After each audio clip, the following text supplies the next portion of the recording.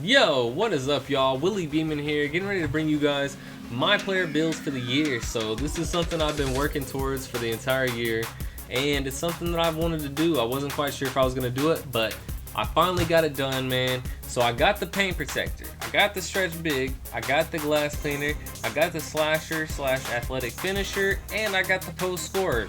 All of them badged out. All of them got their attributes. All of them got their signature styles. And I've played a bunch of games of MyPark and Pro-Am with these guys, and I'm gonna share with you guys everything I've learned from that. And this is gonna be the best build and archetype review videos on YouTube, hands down. If you like the video, leave a like, make sure and sub, and let's get this thing going.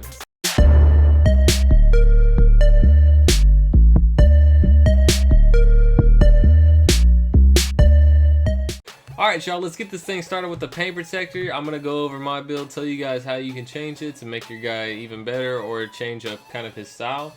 So what I went with was a power forward, and what you're going to see here is this guy is actually labeled as a lockdown defender, but his badges are exactly the same as a center that's labeled as a paint protector. So really, I'm going to call this guy a paint protector even though he's labeled as a lockdown defender. I think that's something that 2K probably messed up this year. And they just didn't really care about fixing. So basically my dude's a lockdown defender, okay? My guy's 6'11", which I found that 6'11" is a good sweet spot for a big man. And the reason why I don't make him any taller is because speed is a huge thing for MyPark, which is the game mode that I play mostly.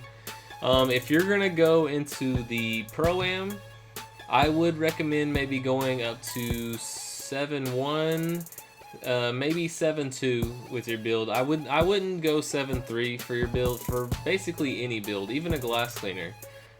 Just because really that extra inch it costs you a lot more in terms of your attributes than what you would really want that inch to be.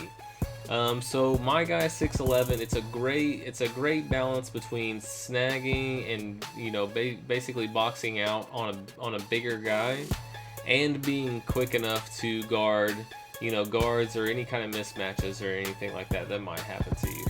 So my guy is 6'11", and then obviously for a paint protector or a lockdown defender, you want to be more defensive focused, so you're gonna max out your wingspan. You're gonna max out your shoulder width. That way it maxes out your wingspan even more. And then for my guy, I actually am 270 pounds, which is something that I would probably go back and change now that I've played with him for a while. Honestly, his weight, it really doesn't make that big of a difference, so I would probably go ahead and minimize that all the way down, because he's already got a really high strength attribute rating anyway if you put that up a little bit, as you'll see in the attribute upgrades whenever I show that. So I would recommend 204. My guy is actually 270. So you know, my build is really good. I'm not really disappointed with the 270. It's perfectly fine. I rock it, and I actually like this guy a lot. This is one of my favorite MyPlayers now. And like I said a second ago, shoulder width is something you're going to want to max out on this guy, because it does max out your wingspan, which is a huge deal with defense, with getting blocks and things like that. And then obviously handed and number are going to be personal preference, so pick those as you wish. Alright, on to the second part of this video. Now we're going to go over the attributes for this player. This is actually a player that I was not really that concerned about maxing out his overall. I will actually eventually max this guy out because I really like playing with him.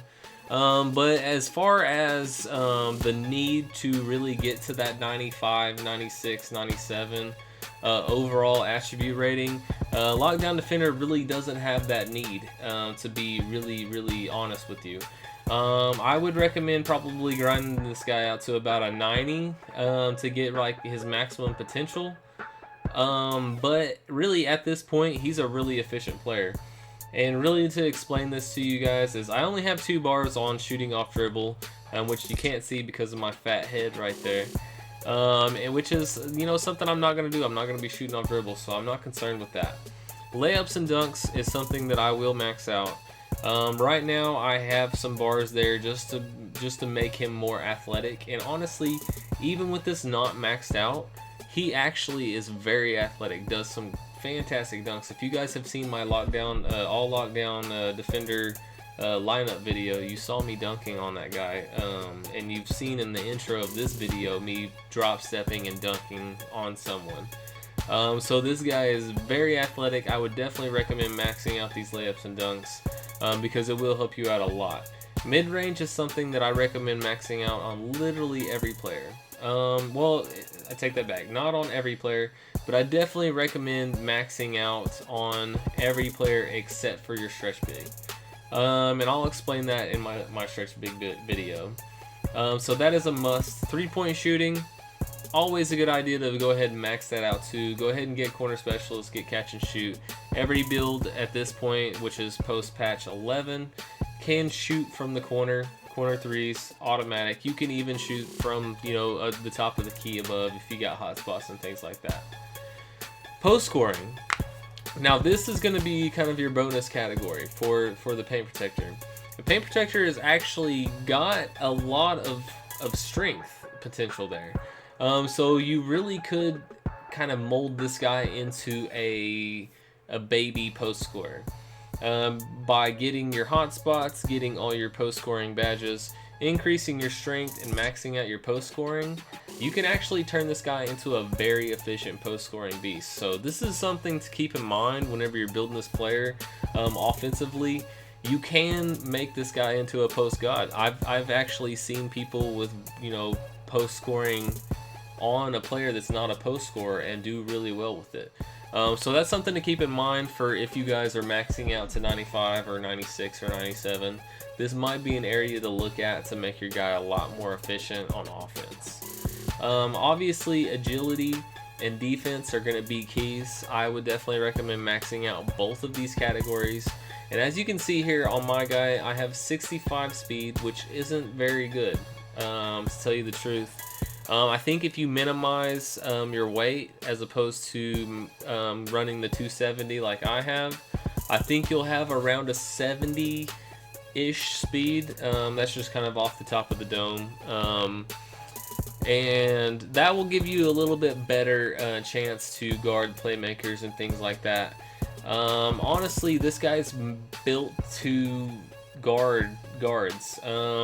That's really the main reason why I built this guy, to run maybe with a glass cleaner and run as the 2. But obviously all of my builds, as you watch these videos, you'll realize that all of them are very hybrid-esque for park. Obviously, you guys, if you run a lot of Pro-Am, you're going to make bigger players, or you're going to want to make bigger players if you're going to try to run the 4 or the 5. You could actually take this player into Pro-Am and run as a small forward, and it would actually be a fantastic build. Especially if you max this guy out between strength and playmaking and the dunks and things. This guy could be a fantastic, like, big LeBron James, just lockdown defender. So that's kind of something to keep in mind with that. Strength is a category that I would definitely recommend putting up. It's something that I've neglected because it's not something that's essential. But strength will help, and obviously if you put up just a few of these bars at the bottom, you actually get more points per bar at the bottom of the attribute.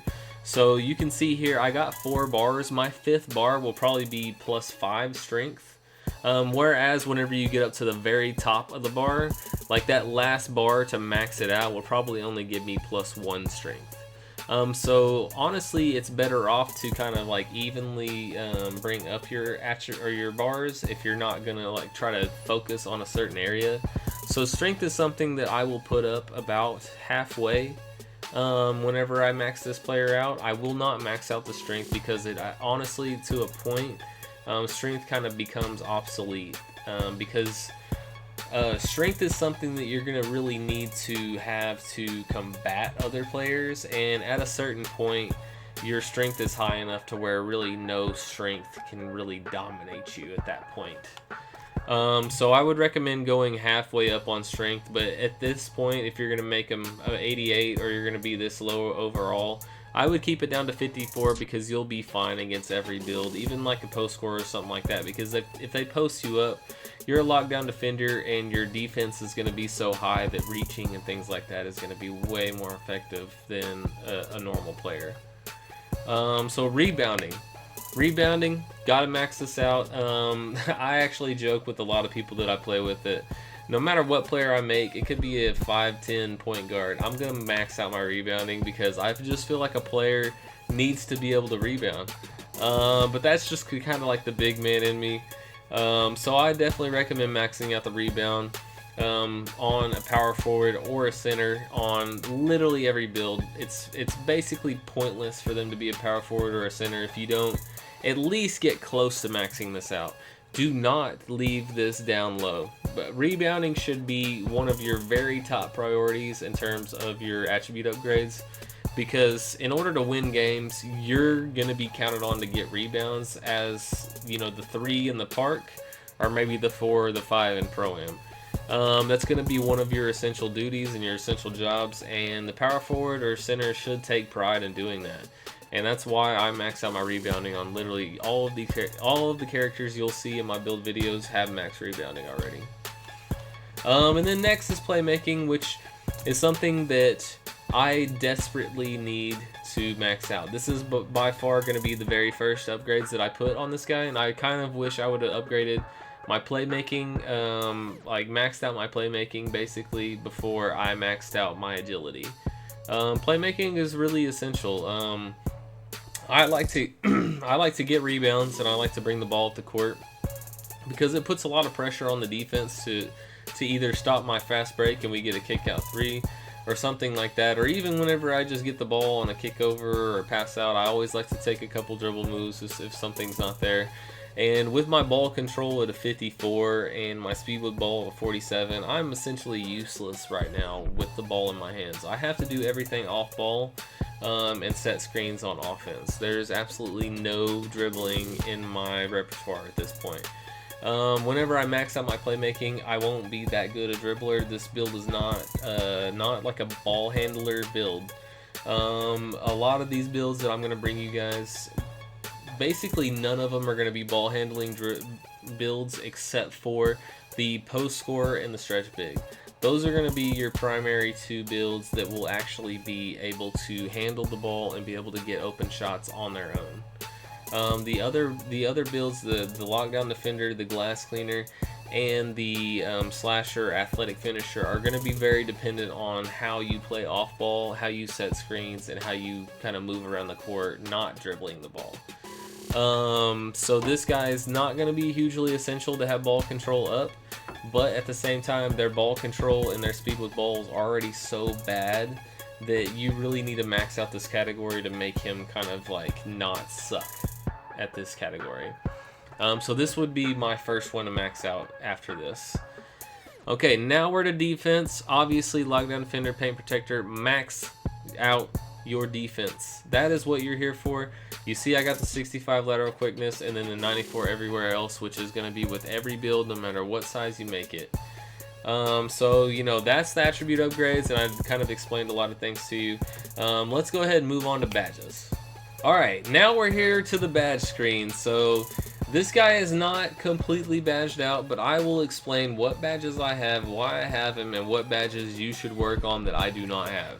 Okay, so obviously first off is going to be your grand badge. Some of my big men I don't have the grand badge on, some of them I do. Lockdown defender I definitely do, mainly because the lockdown defender is very badge focused. So if you guys are going to make a lockdown defender / paint protector, it's way more important to get your badges as opposed to getting your attribute upgrades, whereas some other builds are going to be completely different than that. An example of that is going to be the post scorer. I would say the post scorer is very badge focused, but honestly there is a huge dependence on maxing out a lot of your attribute upgrades on that build. So a lockdown defender is really going to be more badge focused, so this is a very important part to pay attention to. So lockdown defender pro, great badge. And then for you guys that are going to go with the kind of post scoring focus, which is kind of what I'm probably going to roll this guy into, Drop Stepper is the best post badge you can get, so I would definitely recommend that. Corner Specialist, obviously a great badge for any build. If you don't have Corner Specialist on a build, get Corner Specialist. Break Starter is just an easy badge to get. Lob City Passer and Lob City Finisher are going to be very important. Lob City Finisher more so for the Lockdown Defender / Paint Protector, because they're probably the second most athletic build in the game, behind the Slasher and Athletic Finishers. So they're really going to finish at a high rate on alley-oops. So that's something to keep in mind whenever you are badging out this player. And then obviously we move into the badges that are very important. Chase Down Artist, Defensive Stopper, Rim Protector. Gonna be your 3 badges that you want to grind for, with the Paint Protector / Power Forward Lockdown Defender. Obviously I've got Rim Protector on gold and not Hall of Fame, and that's mainly because I'm only about 40 blocks away from getting Hall of Fame. And there's a lot of other badges I'd like to get, so I'm getting it passively instead of just going ahead and focusing on getting these badges. And if you guys are really interested in me showing you guys how to get these badges really quickly, I can definitely help you guys out with doing that. So you guys let me know in the comments if you guys want to see any kind of badge videos like that. And then obviously Pickpocket is a great badge. It looks like I don't have Catch and Shoot on this guy. So that's probably the next badge that I'll get. And then Pick and Roll Maestro you got to get on every player. And then Brick Wall is going to be very important for this player. Brick Wall and Pick and Popper are probably going to be 2 badges that you can use a lot with this player. Brick Wall is a good badge for basically every big man. It's something that you should work towards no matter what you got. Obviously if you're a glass cleaner or post scorer, it's more important, but it's a very, very, very OP part of the game. So obviously if you get Chase Down Artist on Hall of Fame, Defensive Stopper on Hall of Fame, and Rim Protector on gold, I would say you're ready, badge wise. Really all these other badges are great, and they're great support badges, but those 3 badges are going to be basically what carries this player. And if you don't get these on Hall of Fame, your player is going to play like shit. He's going to play bad, and I have a point guard lockdown defender that I've used in the past, where I've used him without some badges like this, and I've used him with badges like this, and it's a huge difference. So you guys got to get these badges before you take them out to the park. That is very, very, very, very, very, very essential. So no matter whether you make your guy, 6'3" to 7'3", go for these Hall of Fame badges. Whereas you can take out Rim Protector, insert Hall of Fame Pickpocket there. If you're going for a lockdown, these are huge badges. So that's basically all I have for badges. It's not a huge deal. This guy is very, very focused on its actual upgradable badges, whereas there's some other players that are going to be more focused on bronze badges and things like that. So now I'm going to move on to more of my review and let you guys know how I feel about this build. Alright y'all, so basically all I'm going to do is kind of show you guys some of my styles and things like that, and some dunks that I have on this guy while I talk about the Lockdown Defender. The Lockdown Defender is definitely a very, very, very good archetype. Lockdown Defender and Paint Protector are a lot better than really what people thought at the beginning of the game, and really that is for a good reason. At the beginning of the game, there was really a lot of people that thought the Lockdown Defender and Paint Protector were garbage, and that was because they kind of were. Basically, we're at 11 patches into the game, so the game has changed a lot over the past 6 months or so, however long the game's been out. And so whenever you guys are looking at build videos or archetype reviews, you really need to pay attention to when that video was made, because it makes a huge difference.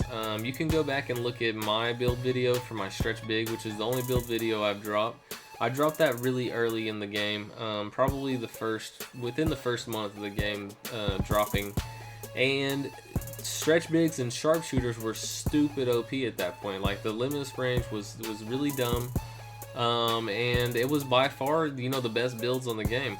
And what was funny is those guys, those two builds or archetypes were shooting so well, but archetypes that could not shoot were shooting like trash at the beginning of the game. Like, it was very, very difficult to hit threes with an archetype that wasn't a sharpshooter or a stretch.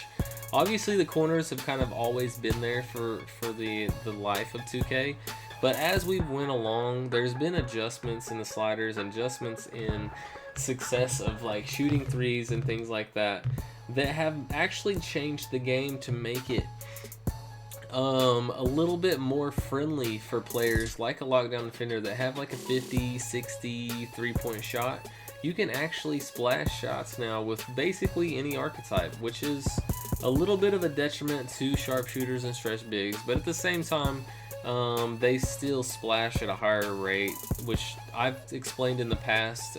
People think that their playmaker, their slasher, you know, all these things shoot really well, but at the same time, if my sharpshooter or stretch big is shooting at 65% and you're shooting at 45-50%, that's a pretty big percentage in terms of, you know, what's gonna win you games and everything like that. If you're shooting 45-50% with a slasher, you're doing a fantastic job. And even really a playmaker too. I mean, that's really not a bad percentage if you play playmaker a lot.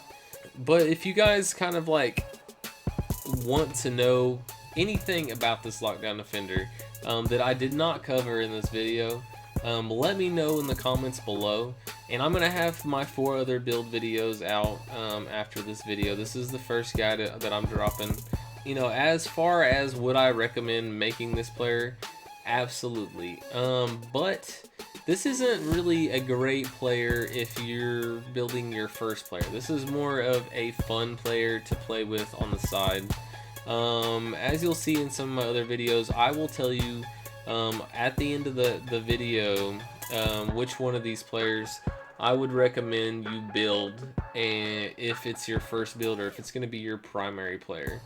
There's basically 2 archetypes that are going to be kind of like your primary or tier 1, and these other 3 are more of a fun build. And the lockdown defender definitely falls into the fun. Obviously, you can make this lockdown defender, max them out, and you can literally dominate in the park with them.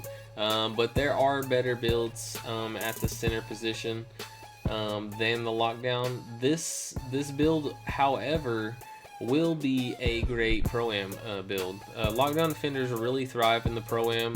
And that's because defense is very, very important. If you can get a couple of lockdowns on your squad in the Pro-Am, they can actually turn the tide of the game a lot of times, especially with a defensive stopper or Hall of Fame pickpocket, a rim protector.